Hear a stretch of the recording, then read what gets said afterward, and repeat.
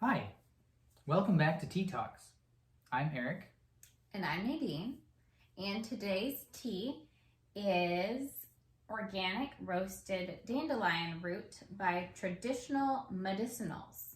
And this tea was actually recommended to us by our good friend Nikki Moore, as was our conversation topic for today. Yes, and this tea is really good, by the way, actually. It is. We'd like to add just a little bit. It's a bitter tea, and so we like to add like a Truvia packet and just a little bit of half and half to it. And it kind of has a very mild coffee taste. It's kind of reminiscent of coffee, I guess you could say. So if you want a nice hot drink that reminds you of coffee but has absolutely zero caffeine, this is a good option. Good option right here. Dandelion tea. Yep, it's supposed to be good for your liver too, and your digestive system. So, that's about tea. Today's topic, we're going to play some games. Well, we're going to talk about playing games. And we enjoyed playing games ever since we were dating. Just spending time away from technology and playing board games, card games, those kind of things. And so we are going to talk about some games that we enjoy playing together, two-player games, or games that can be played with two players. And so we'll talk about that in a little bit. But it started, or I should say we incorporated games because we like playing games together. We incorporated a game into our wedding. Yes, at our reception, I got the idea from Pinterest to take the game of Jenga and to have our guests write a note on every piece on a Jenga cube. And we still have it for those good dear friends of ours who may watch this, who were actually at our wedding. So I'm just going to pull one out at random. Let's read the note. Well, this says good luck. Kevin, C, and Brendan. No. Oh, that must be your my cousin. Uncle Kevin? Well, my cousin wrote it and signed his name to it, I think. And then I think they made him put his name on it. Yes. Yes, it says blessings, Eric and Nadine from the Crawfords. So shout out to the Crawfords. Yep. And this one, I just pulled out a random. It says, "We have many special memories." And then it says, "We love you, Miss Nadine, the Green family, and we'll miss you." Apparently they don't know who I am, so I don't want I worked with the children at the church that we got married, and which is the church that I went to during college, and so that was special. So we had that as kind of a guest book-esque thing. I think we had an official guest book too. Yeah. But that was another way of people to write little notes and things to us, and then we can play Jenga and reminisce about wedding at the same time. And so even our kids have enjoyed it because they're playing Jenga and they're like, "What does this one say?" And I can read it to them, or our oldest daughter, who can read very well independently now, she can read them. Who's this? Who's this? Yeah, it's special. Yeah, so that's good. We like that. So, but we, as we had children, we realized that there was kind of a little bit of a vacuum, that we had games, but we didn't have a lot of games that were good for two players. And when you have like toddlers, there aren't a whole lot of good games that you can play with children. Board games, card games. Yeah, like there are games for kids, but not games that we would enjoy playing. Yeah. And so we went on a hunt, a search, and we asked a lot of our friends who are big gamers, not in the video game sense, but in the like game board sense. Yeah.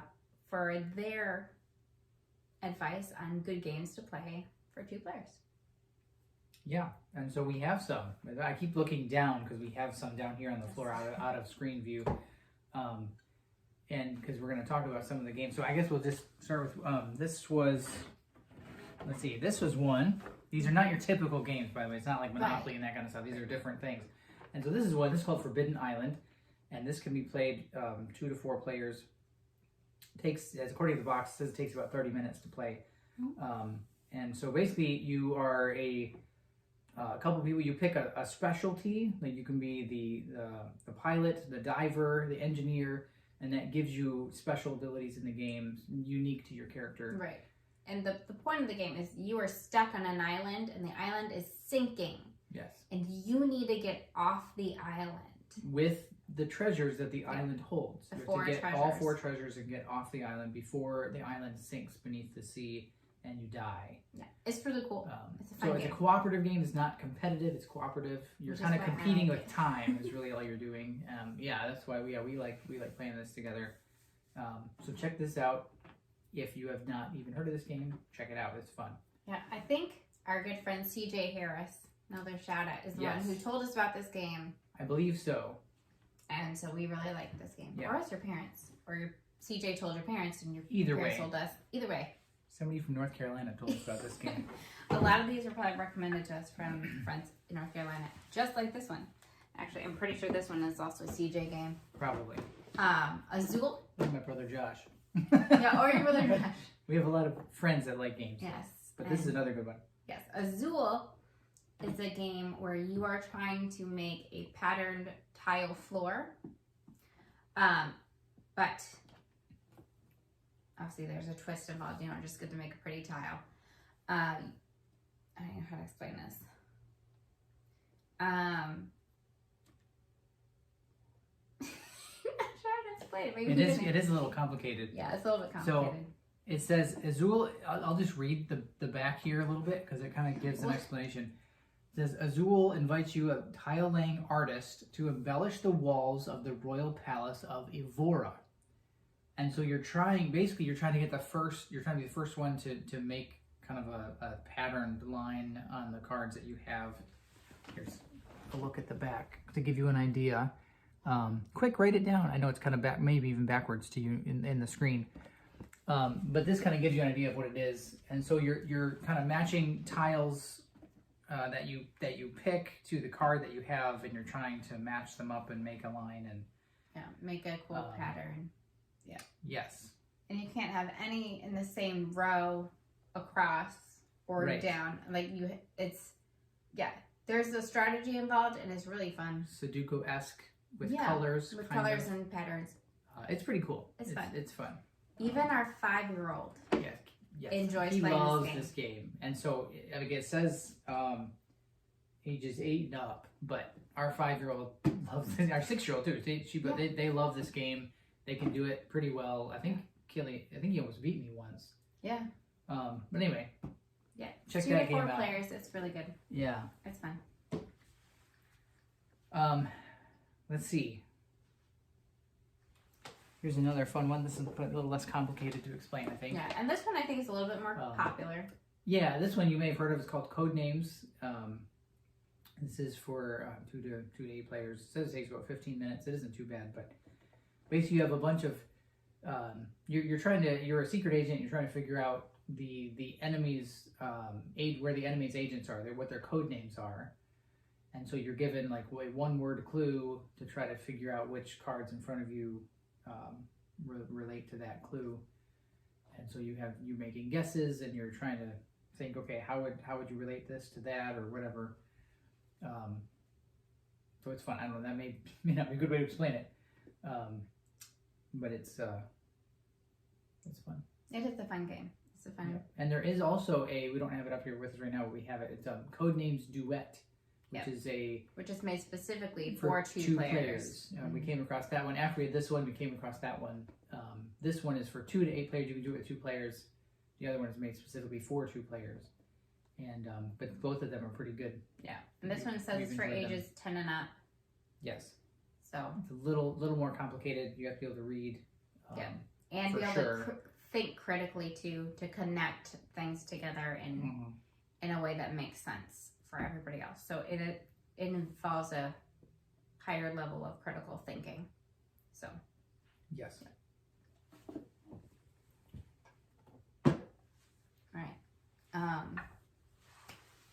All right, I'll do these. Yeah, those are good too. Okay, so we have both of these. They are called Fox in the Forest and Fox in the Forest Duet. They're very similar in gameplay a little bit. A little bit. I think one is more cooperative and one is competitive. Yes. Is what it is. The This duet one is cooperative. This one is competitive, where you're competing against each other. Oh, our box are upside down. Yeah, trick-taking card game for 2 players. Yep. And so it's kind of fun. Yeah, you're competing against each other. Score points for winning tricks, but if you get greedy and win too many, you will fall like the villain in many fairy tales. So, Fox in the Forest it's fun. And then the Fox in the Forest Duet, you win as a team by collecting gems. But be careful to stay on the path and not get lost in the forest. So, these are both good games that you can play. Except if you're feeling more competitive, Fox in the Forest. And it's just for 2 players. And then this one, both of them are just 2-player games. And then Fox in the Forest Duet is more if you're wanting to do something more cooperative. So, I'm more of a cooperative game person. But I actually did really enjoy the regular Fox and Forest. Yep, those were good. We enjoyed those. Now this one is a little bit crazier. I tell you, it is a blast to play, pun intended. Exploding Kittens, and so this is a card game. I think it's 2 to 10 players, so you can get a good group going with this game. And so basically you're trying to avoid getting the exploding kitten cards while playing other cards. That's really the idea, is to avoid dying. Yep, I want to be the last really one. You want to be the last one to not get an exploding kitten. And so you're playing cards, trying to get other people to draw extra cards or whatever you can do to get them to find the exploding kittens before you. So, and the cards, this one is nice because though there are rules to it and everything, the cards kind of tell you what to do as you go through it. So there's not a lot of remembering what to do involved, other than just playing cards and drawing cards. It's not complicated. I think that's what I'm getting at. It's not a complicated game. And so we've enjoyed this in just us playing, I think, a few times, and then also it is fun in groups as well. Yeah, it's fun to play with a group. And they also have expansion packs for, like, if you're doing like more like if you have a party or if you have a bunch of people, you have expansion packs for it. Yeah, combine them together and have more for more people. Yep. All right. I'm going to pick up the newest game we got that we just picked up at Target the other day. Like, it was not a recommendation to us. We just saw it. We're like, hey, this looks like a fun game. And this is actually made by the same people who made Exploding Kittens. It's called A Little Wordy, and I'm going to open this up because it's easier to explain. True. If I show it. Okay. So in the box you have a, I don't know what to call it, like a whiteboard of sorts, and you're going to use it's a word card, I guess you a can word card. Okay. Sure. You pick a certain number of consonants, certain number of vowels, and that you keep kind of secret, and then you make a word with those tiles, those exact tiles. It can be anywhere from 1-letter word to, I think, up to all of them. To all I think of you the can letters, use one tile to all the tiles you get. I forget how many tiles you actually have. It's 11. 11 tiles. Yeah, it's 11. And so then you write down your secret word here, and they write down their secret word. You close it up to hide it, and then you actually trade tiles. You mix up your tiles and trade them, and then you draw cards. Not draw cards. There are cards on the table. On the table. Yeah. Basically, to get a hint at what their word is, you have to pay them berries. Berries. Yeah, you have little berry tokens. Yeah. That you pay to use the clues. You want to give them as few berries as possible, because the person who has the most berries at the end wins. And so, yep. You want to be strategic. You're trying to figure out the word in as little time as possible, as quick as possible, so then you don't have to give them any more berries. Right. To keep getting clues. And so this has been a lot of fun. Even our kids have liked this one. Like our oldest daughter, who can read and spell. Yes. She has enjoyed this. So, check that one out as well. It's a little wordy. It is a little wordy. But it's fun. We enjoy word games. Yep. And then the last one that we have down here is a game that we got you for, was this for your birthday? It may have been. Last year. But this game is called Trails. It's a pretty laid back game. It's very laid back. I mean, it's not necessarily cooperative, but it's not necessarily super competitive either. No. It's not timed. It's not timed, and so you set up these different cards, scenic cards that makes a trail, and then you're going back and forth along the trail, collecting leaves and stones and acorns, and trading those for badges. Yes, trading resources for badges. And basically you're going for a whole day, so the sun will set. Yep. And there's a little sun marker as the game goes. You move the sun along the path. And for those watching, here's a little look at the board, kind of what it looks like, so you can see kind of what we're talking about. But yeah, so this is 2 to 4 players, ages 10 and up. But I mean, our 9-year-old has played this and done pretty well. Yeah. So it's not super hard. It seems a little complicated at first when you first start, but once you get going, yeah, it's not too bad. It flows pretty well once you get going with it. So yeah. Yeah. And so yeah, we have enjoyed playing games and finding new games. We're always, like, every time we go to Target, or if we find, like, for example, we were in Charlottesville, yes, Virginia, not Charlottesville, yes, right, yes, Charlottesville, Virginia, last year for our anniversary. And we even stopped into like a toy store, just to look at the games. Yeah. Or if we're in Target, we'll always stop to look at games, see if there are any new games that look intriguing to us. And our kids have really gotten into games to the point that our kids were making board games today. Yeah, even today. Yeah.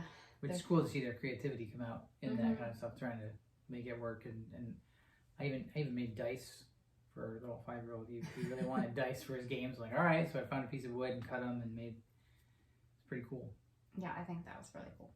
Yeah, he enjoyed that, and yeah, so we're always looking for new games. So yeah, and on that note, if you have any suggestions for especially 2-player games, we're always looking for new 2-player games that we can play together. Kind of after kids go to bed, then we'll, instead of just sitting in front of the television or whatever, we like to mix it up and play some of these games that we talked about. But if there's any other games that you know of out there that you think we may enjoy, or should try, yes, let us know. We're always on the lookout for more. Yep. Yeah. Time is important. How you use your time is important. Yeah. And it's very easy to waste time. Yeah, and it's important as a couple to find things that you enjoy doing together. Because that's how you bond, that's how you keep the relationship going, keep the flame alive. Just that quality time is really important. I guess more important for me because that's kind of my love language. But yeah, for me, it's really important. So finding things that we enjoy doing together. There are other things we enjoy doing together, but maybe that's for another time. For another time. Discussion for another time. Speaking of time. Other things that we can do for quality time, for couples. And couples with kids. I guess that'd be a good one. How do couples with kids get quality time together? It's important. There you go. Maybe we can do that in the next T-Talk. Stay tuned for more. Yeah, so if you are enjoying our T-Talks, if you could like our video, put a comment, share it. That helps us. Subscribe. Yep. Be a subscriber. Yep. Just spread the word. We're trying to do good. There's not a lot of light on the internet, and so we want to be that. Just wholesome, clean entertainment. Yep. So, yeah. And let us know what our next topic would be. Maybe beyond the quality time. Yeah. But I think that'd be a good one for next time. Yeah. How to find quality time. Because there's a lot more than playing games to Oh, yeah. spending quality time. Yes. And they can be but hard. games is a good way to do that. These kind of games, board games, card games, that's partly why they exist, so you can spend time together doing something fun. Yep. And even if it's competitive. And yes, it is. It's good for your brain and your critical thinking skills. It's good for your children to learn how to play games, to learn how to lose well. It builds their character and it helps them learn patience. There's a lot of things that you can learn through a game. Yeah. And it's really important. And so, I mean, even the simple games like Don't Spill the Beans it's a simple game, but it teaches your kids how to take turns. It teaches them a one-to-one correspondence for any people in education that that's important for kids to understand one-to-one, taking turns, being patient, and how to keep going when things don't go your way. When the beans spill and you got to start all over. It's good stuff. Good skills to learn. And games are a good way to learn it. So. Yeah. Well, I think that about does it for today. Yeah, I think so. So, at the end of the video, as last time, we'll have our Instagram handle as well as our email address for our tea talks, and so you can communicate with us through those, as well as commenting on the video, that as well. And then for those who are watching, we do also have the audio for these on Spotify, so you can find us there as well. If you don't really have time to watch it, you can at least listen there. If you're on the go or busy and you don't have time to sit and watch, you can listen on Spotify as well. All right. Until next time. Bye. Bye.